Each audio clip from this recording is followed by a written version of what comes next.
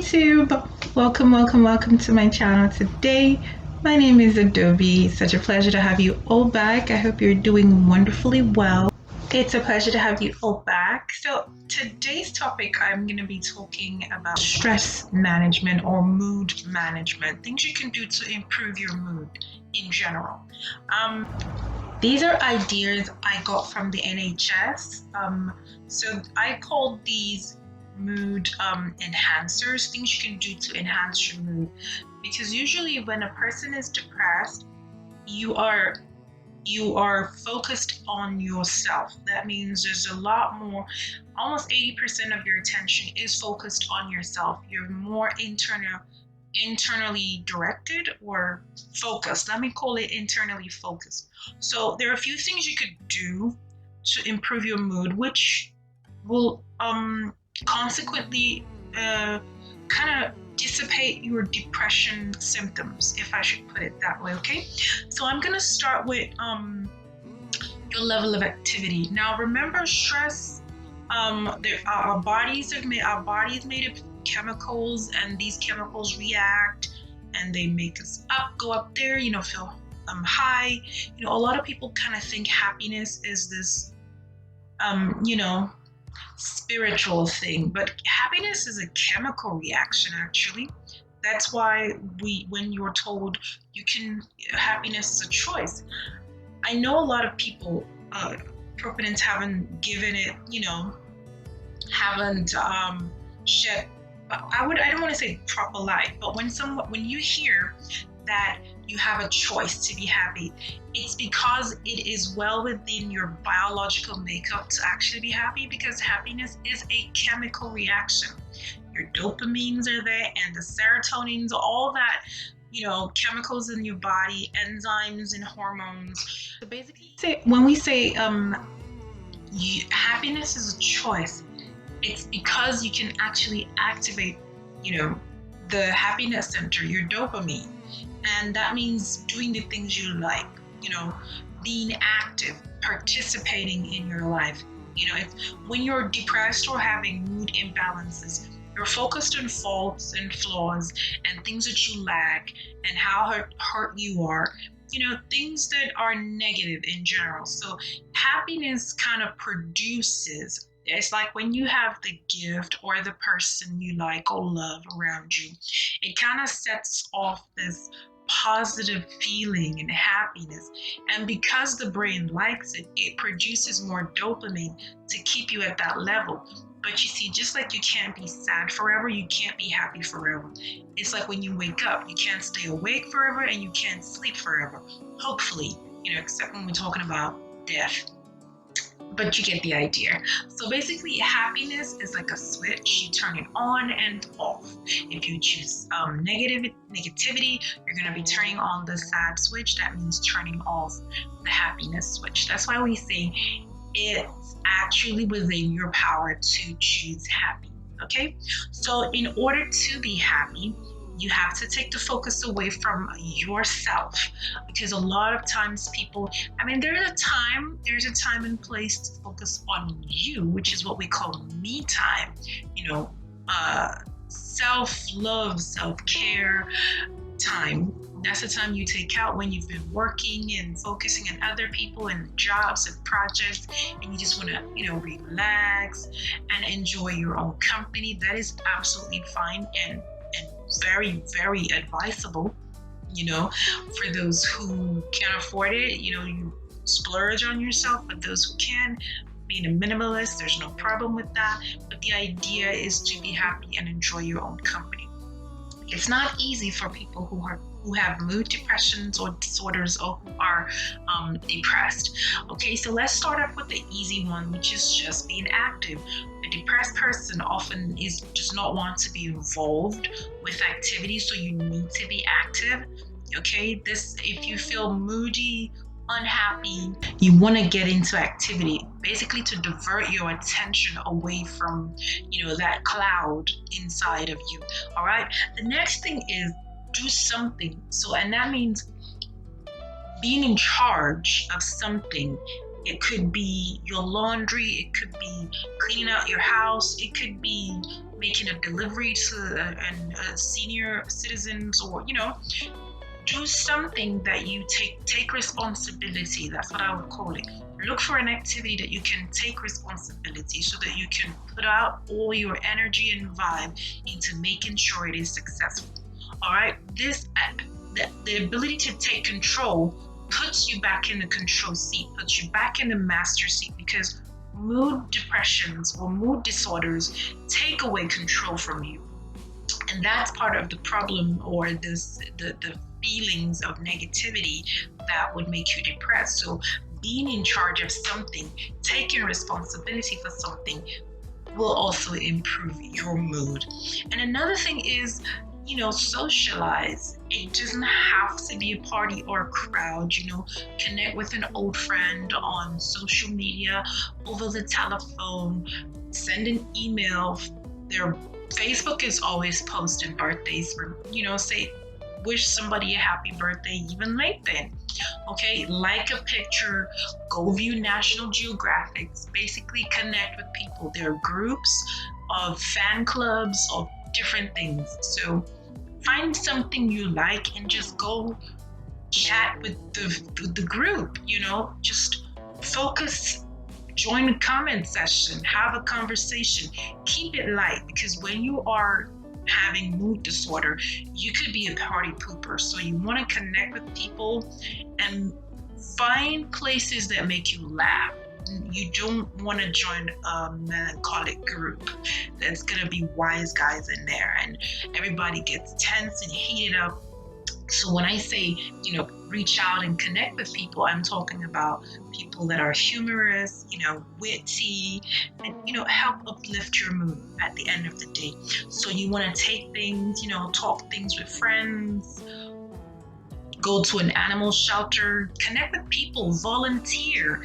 That will definitely get you your mood up. Like I said, have some me time. Me time could be sleeping, reading a book, watching a movie. You got Hulu, Netflix, Disney. There's a host of things you could do in me time. Get an ice cream. Yes. Okay, so, do something you love, enjoy it. All right. And again, another thing is to, like I said earlier, when I say challenge yourself, that means, I'm sorry, when I say take responsibility, it's going to challenge you. It's going to reward you when you're successful. And I mean, every failure is a step to getting better, right? When you encounter a disappointing situation, how you manage it either improves your whole being or not. So you have to see every situation as a learning point, whether it's hurtful or not. You're going to learn how to manage your emotions. You're going to learn how to manage your time. You're going to learn how to manage your resources, especially resources that have alternative uses, like your time, like your money, your energy. So every situation teaches you how to improve the person overall. So look at that as, take control of what's happening, that how am I becoming a better person, but not ask it in comparison, but basically the things that you do well.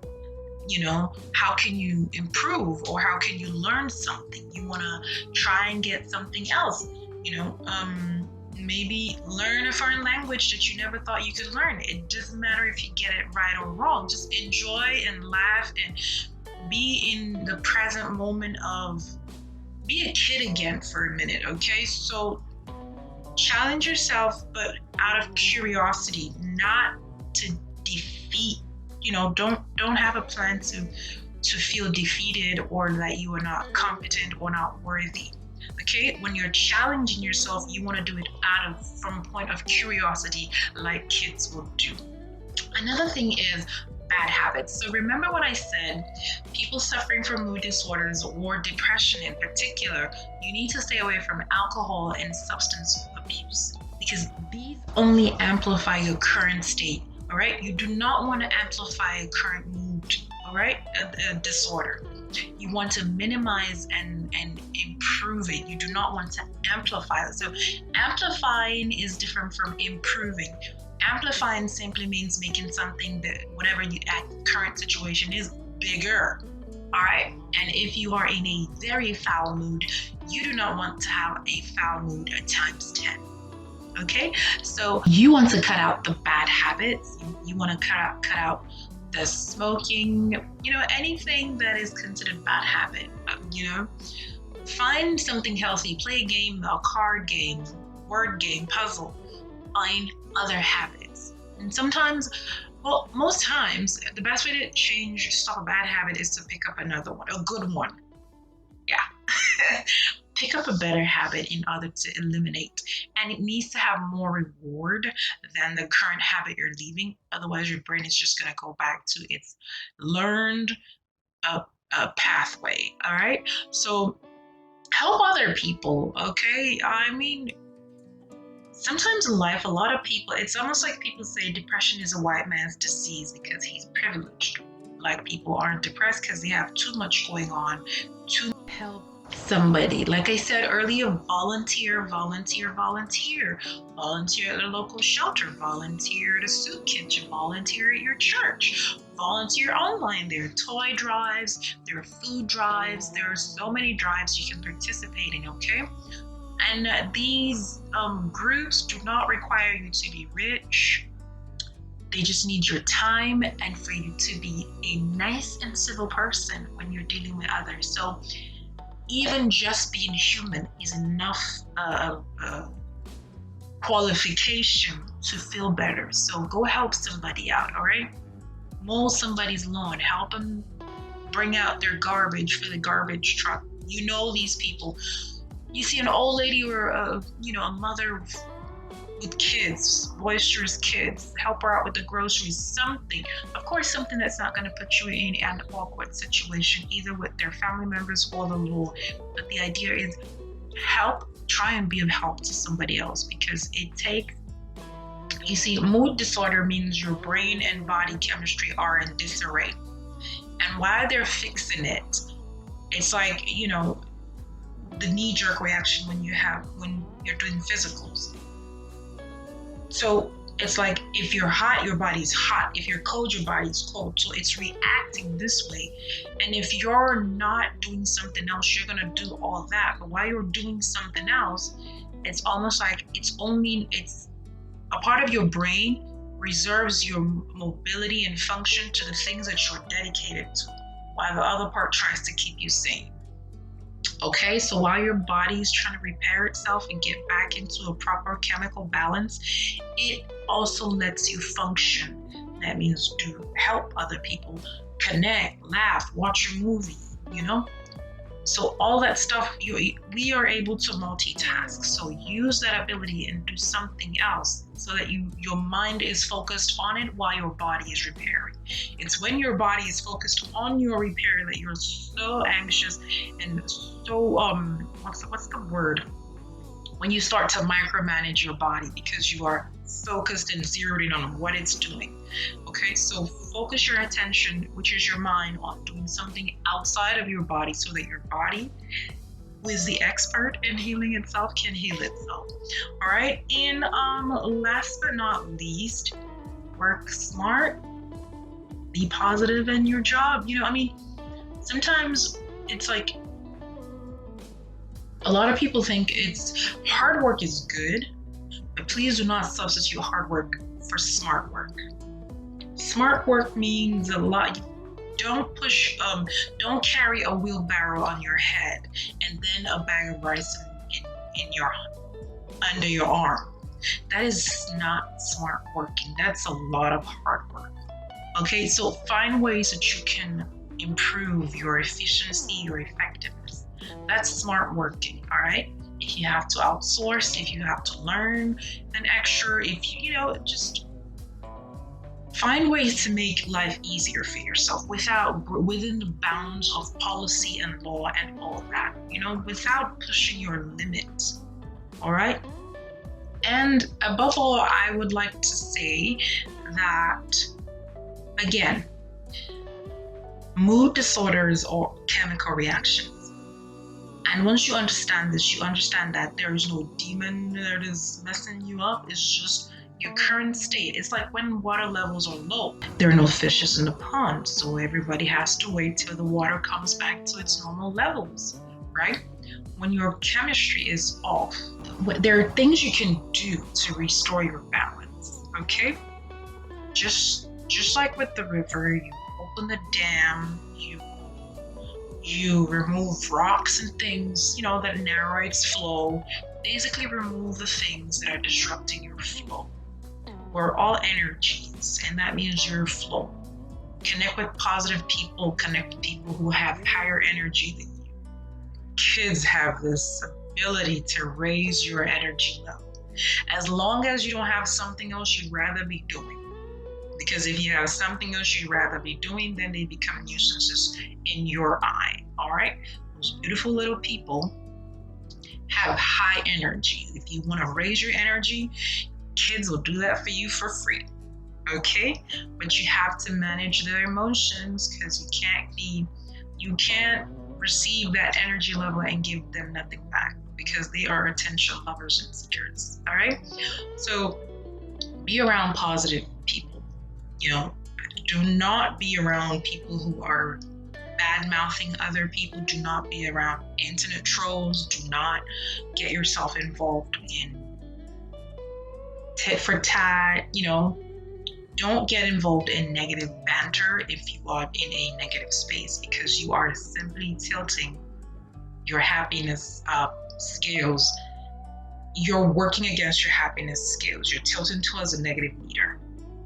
All right, so guys, I'm hoping these videos are out there and helping you. Please remember, this is not a professional advice that I'm giving. This is, if you need help, please get professional and licensed help. All right, I appreciate those who make comments and who share my videos. I appreciate you guys.